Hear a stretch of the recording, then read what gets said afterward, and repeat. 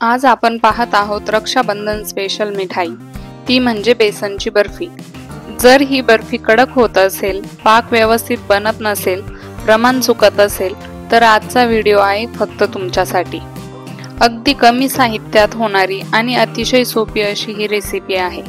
तोंडात टाकताच विरघळणारी बर्फी कशी बनवायची ते आज आपण बघणार आहोत। व्हिडिओ स्किप न करता शेवटपर्यंत नक्की बघा। नमस्कार, मी ललिता आपल्या सर्वांचं स्वागत करते कुकिंग विथ ललिता नंदाळे या खानदेशी कुकिंग चॅनल मध्ये। चला तर मग रेसिपी सुरू करूया। सर्वात आधी बेसनचे पीठ गाळणीने गाळून घ्यायचे आहे। पीठ गाळून घेतल्यामुळे पीठ अगदी भुरभुरीत होते, त्यातील पिठाचे बनलेले खडे फुटतात आणि पीठ पाकात टाकल्यानंतर त्याचे गाठोड्या बनत नाहीत आणि बर्फीला अगदी प्लेन एकसारखं टेक्स्चर येतं। पीठ एका वाटीने मोजून घ्यायचं आहे। मी इथे 3 वाटी सपाट भरून पीठ घेतलेलं आहे। हे पीठ थोडं थोडं करत भाजून घ्यायचं। पीठ मंद आचेवर भाजायचं म्हणजे पीठ खमंग भाजलं जातं। साधारण 9 ते 10 मिनिट लागतात पीठ व्यवस्थित भाजायला। पिठाला सोनेरी लालसर कलर येईपर्यंत भाजून घ्यायचं। पिठाचा खमंग वास यायला लागला आणि पिठाचा कलर लालसर दिसायला लागला की समजायचं पीठ भाजून झालेलं आहे। आता भाजलेलं पीठ एका भांड्यात काढून घ्यायचं आणि उरलेलं सर्व पीठ असंच थोडं थोडं करत भाजून घ्यायचं।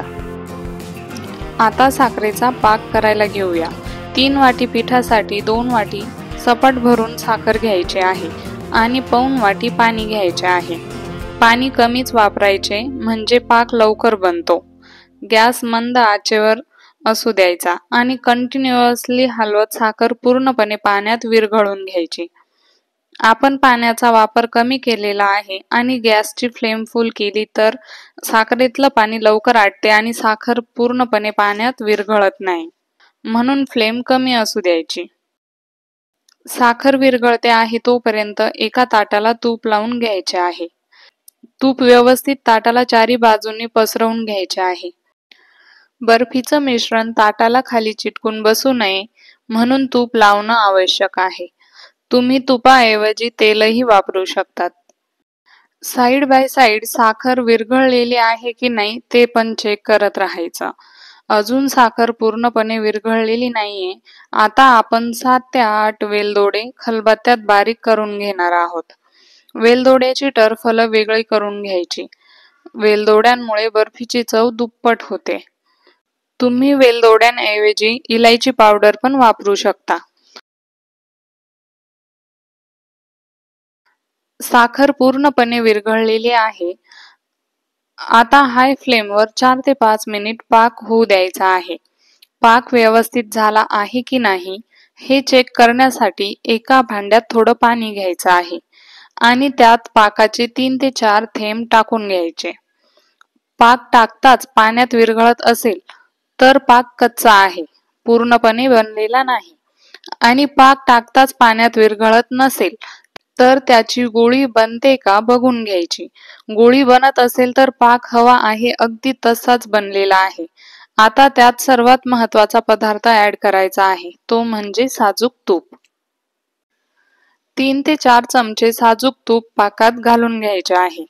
तुपामुळे बर्फी अतिशय मऊ बनते आणि तोंडात टाकताच विरघळते। आता त्यात बारीक केलेले वेलदोडे ऍड करून घेऊया। चांगलं पाकात मिक्स करून घेऊया। आता थोडं थोडं करत भाजलेलं बेसन पीठ पाकात घालून घ्यायचे आहे। पीठ पाकात ऍड करत असताना पाक कंटिन्युअसली हलवत राहा, म्हणजे पाकात पिठाच्या गाठोड्या होणार नाहीत आणि पाकाची कन्सिस्टन्सी पण लक्षात येते। म्हणजे चुकून पीठ कमी जास्त झालं असेल तर अजून पीठ घालावं की नाही हेही समजते।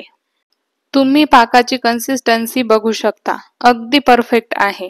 अशीच कन्सिस्टन्सी आवश्यक असते, म्हणजे खूप पातळही नाही आणि खूप घट्टही नाही। मला 3 वाटी पीठ पूर्ण इथे लागलेले आहे। हे मिश्रण तूप लावलेल्या ताटात काढून घ्यायचं आणि थंड होऊ द्यायचं आहे। ही प्रोसेस अगदी काळजीपूर्वक आणि सावधगिरीने करा।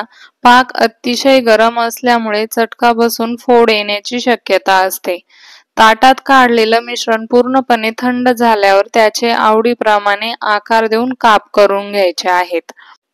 तुम्हाला ही रेसिपी कशी वाटली ते कमेंट करून कळवायला विसरू नका. रेसिपी आवडल्यास लाईक, शेअर आणि सबस्क्राईब नक्की करा.